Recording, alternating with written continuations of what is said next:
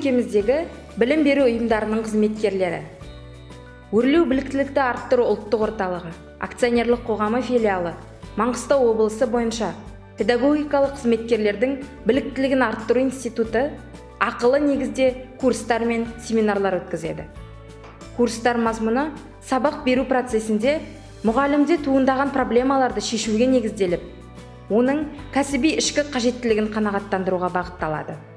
Филиалда 2019 жылдың бірінші жарты жылдығында 36 түрлі ақылы курс, семинарлар ұйымдастырылып, оларда 824 адам қамтылды.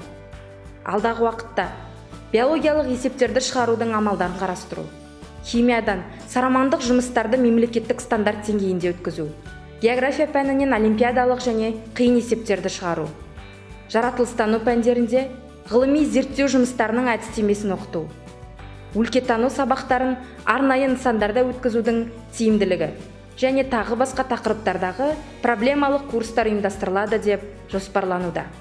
Сіздердің ұсыныстарыңыз бойынша қажеттіліктеріңізді ескеріле отырып, қосымша курс пен семинарлар бағдарламалары жасақталып, өткізіле береді.